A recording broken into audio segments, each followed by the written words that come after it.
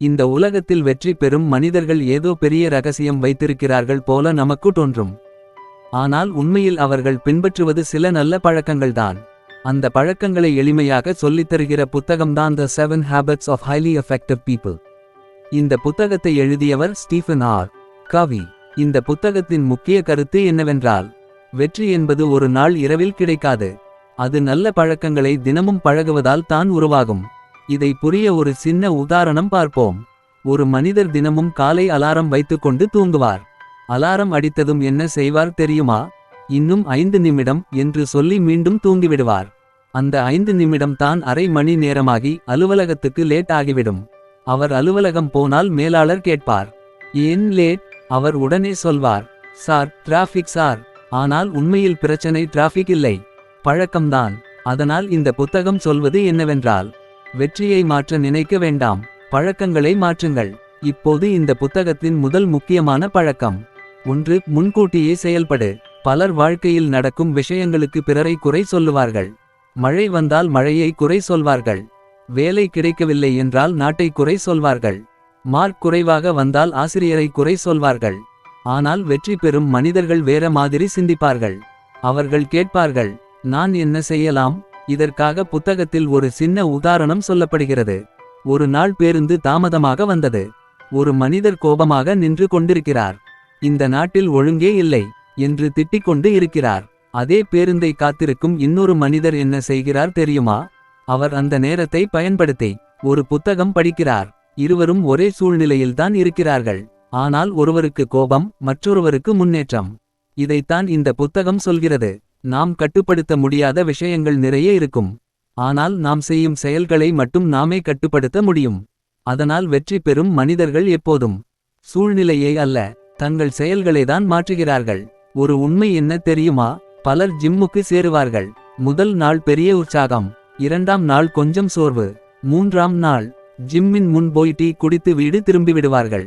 அதற்கு பிறகு சொல்வார்கள், ஜிம் நல்லா இல்லை.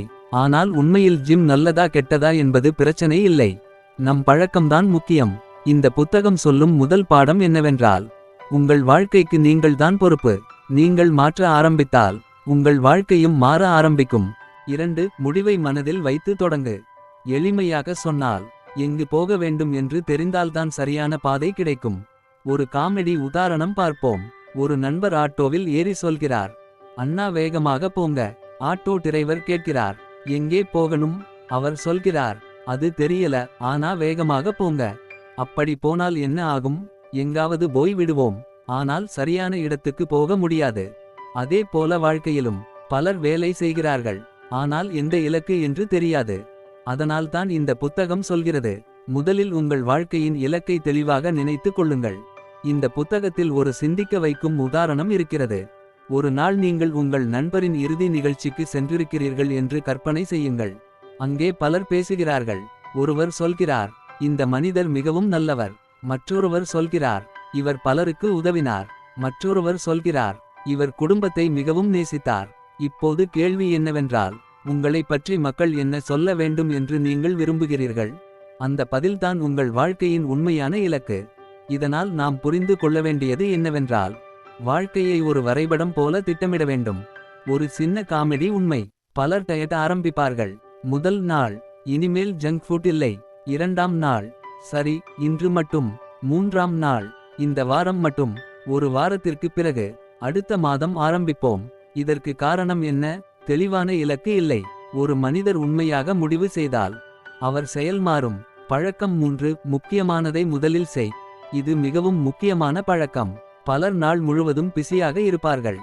ஆனால் நாள் முடிவில் கேள்வி வந்தால், என்ன செய்தீர்கள்? அவர்கள் சொல்வார்கள், ரொம்ப பிஸி, ஆனால் முக்கியமான வேலை ஒன்றும் முடிக்கவில்லை. இதற்கு புத்தகத்தில் ஒரு நல்ல உதாரணம் சொல்லப்படுகிறது. ஒரு பெரிய கண்ணாடி ஜார் எடுத்துக்கொள்ளுங்கள். அதில் முதலில் பெரிய கற்கள் போட வேண்டும். அதற்கு பிறகு சிறிய கற்கள், பிறகு மணல். ஆனால் நீங்கள் முதலில் மணல் போட்டால் பெரிய கற்களுக்கு இடம் இருக்காது. இதன் அர்த்தம் என்ன? நமது வாழ்க்கையில் முக்கியமான வேலைகளை முதலில் செய்ய வேண்டும். அதற்கு பிறகுதான் சிறிய விஷயங்கள். ஒரு மாணவன் தேர்வு நாளில் என்ன செய்கிறான் தெரியுமா?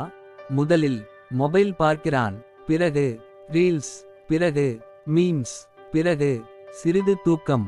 அதற்கு பிறகு தான் புத்தகம். பிறகு சொல்வான், எப்படி மார்க் குறைவு வந்தது. பழக்கம் 4 இருவருக்கும் வெற்றி கிடைக்க வேண்டும். பலர் வாழ்க்கையை ஒரு போட்டியாக பார்க்கிறார்கள். ஒருவர் ஜெயித்தால் மற்றொருவர் தோற்க வேண்டும் என்று நினைப்பார்கள்.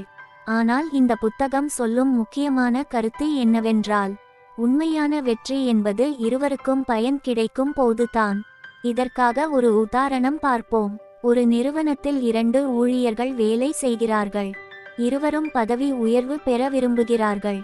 முதல் மனிதர் மற்றவரை பற்றி மேலாளரிடம் குறை கூறுகிறார். அவரை கீழே இழுக்க முயற்சிக்கிறார். இரண்டாவது மனிதர் என்ன செய்கிறார்? அவர் தனது திறமையை மேம்படுத்துகிறார். மற்றவருக்கும் உதவுகிறார். நேரம் கடந்தபின் மேலாளர் யாரை மதிப்பார்? திறமையை வளர்த்த மனிதரை தான். அதனால் இந்த புத்தகம் சொல்வது, நாம் வெற்றி பெற மற்றவரை தோற்கடிக்க வேண்டிய அவசியம் இல்லை. இருவரும் முன்னேறலாம். பழக்கம் 5 முதலில் புரிந்து கொள்ளுங்கள், பிறகு பேசுங்கள். இது மிகவும் முக்கியமான பழக்கம். பொதுவாக மனிதர்கள் என்ன செய்வார்கள் தெரியுமா? மற்றவர் பேச ஆரம்பித்தவுடன் அவர் சொல்வதை முழுமையாக கேட்காமல் உடனே பதில் சொல்ல தயாராகி விடுவார்கள். ஒரு எளிய உதாரணம். ஒரு நண்பர் வந்து சொல்கிறார், எனக்கு இன்று மிகவும் கஷ்டமான நாள். அவர் சொல்லும் முன்பே மற்றவர் சொல்கிறார், அது ஒன்றும் இல்லை, என் வாழ்க்கை இன்னும் கஷ்டம். இப்படி நடந்தால் என்ன ஆகும்? அந்த மனிதர் புரிந்து கொள்ளப்பட்ட உணர்வு கிடைக்காது. அதனால் இந்த புத்தகம் சொல்லும் முக்கியமான விதி என்னவென்றால், முதலில் கவனமாக கேளுங்கள், பிறகு தான் உங்கள் கருத்தை சொல்லுங்கள். ஒரு நல்ல தலைவர், ஒரு நல்ல நண்பர், ஒரு நல்ல பெற்றோர், அனைவருக்கும் இந்த பழக்கம் மிகவும் அவசியம். பழக்கம் 6 ஒன்றாக இணைந்தால் பெரிய சக்தி. இந்த பழக்கம் குழு பணியை பற்றி பேசுகிறது. ஒரு மனிதன் தனியாக சில விஷயங்களை செய்ய முடியும். ஆனால் பலர் ஒன்றாக சேர்ந்து வேலை செய்தால் அது மிகவும் பெரிய சாதனையாக மாறும். ஒரு எளிய உதாரணம். ஒரு குச்சி எளிதாக உடைந்து போகும். ஆனால் 10 குச்சிகளை ஒன்றாக கட்டினால் அதை உடைப்பது கடினம். அதே போல மனிதர்களும் ஒன்றாக இணைந்தால் அவர்கள் செய்யும் வேலை மிக வலிமையானதாக மாறும். ஒரு நல்ல குழுவில் ஒருவருக்கு திட்டமிடும் திறன் இருக்கும், ஒருவருக்கு பேசும் திறன் இருக்கும், ஒருவருக்கு சிந்திக்கும் திறன் இருக்கும். இந்த எல்லாம் சேரும்போது அற்புதமான முடிவுகள் உருவாகும். பழக்கம் 7 உங்களை தொடர்ந்து மேம்படுத்துங்கள். ஒரு மரத்தை வெட்ட ஒரு மனிதர் முயற்சிக்கிறார் என்று கற்பனை செய்யுங்கள். அவர் முழு நாளும் கோடாரியால் மரத்தை அடிக்கிறார். ஆனால் சில நேரம் கழித்து கோடாரி மந்தமாகி விடுகிறது. அப்போது அருகில் இருந்த ஒருவர் சொல்கிறார், சிறிது நேரம் எடுத்துக்கொண்டு கோடாரியை கூர்மையாக்குங்கள். அந்த மனிதர் சொல்கிறார், அதற்கெல்லாம் நேரம் இல்லை, நான் மிகவும் பிஸி. இது பலரின் வாழ்க்கையிலும் நடக்கிறது. நாம் தொடர்ந்து வேலை செய்து கொண்டே இருப்போம், ஆனால் நம்மை மேம்படுத்த நேரம் எடுத்துக்கொள்ள மாட்டோம். இந்த புத்தகம் சொல்லும் முக்கியமான கருத்து என்னவென்றால், உடல், மனம், அறிவு, உறவுகள், இந்த 4 விஷயங்களையும் தொடர்ந்து வளர்த்து கொள்ள வேண்டும். உதாரணமாக, உடலுக்காக உடற்பயிற்சி, மனதுக்காக அமைதி, அறிவுக்காக புத்தக வாசிப்பு, உறவுகளுக்காக நல்ல தொடர்பு. இவை அனைத்தும் சேரும்போது ஒரு மனிதன் முழுமையாக வளர்ச்சி அடைவார். இந்த புத்தகத்தின் மொத்த கருத்து, இந்த 7 பழக்கங்கள் வாழ்க்கையை மெதுவாக மாற்றும். உங்கள் செயல்களுக்கு நீங்கள் பொறுப்பு. முடிவை மனதில் வைத்து தொடங்கு. முக்கியமானதை முதலில் செய். இருவருக்கும் வெற்றி கிடைக்க வேண்டும். முதலில் புரிந்து கொள்ளுங்கள், ஒன்றாக இணைந்து செயல்படுங்கள், தொடர்ந்து உங்களை மேம்படுத்துங்கள். இந்த பழக்கங்களை தினமும் சிறிது சிறிதாக பழகினால் வாழ்க்கையில் பெரிய மாற்றம் ஏற்படும். நினைவில் கொள்ளுங்கள், வெற்றி என்பது ஒரு பெரிய செயலால் வருவது இல்லை. சிறிய நல்ல பழக்கங்கள் தினமும் சேரும்போதுதான் வெற்றி உருவாகிறது.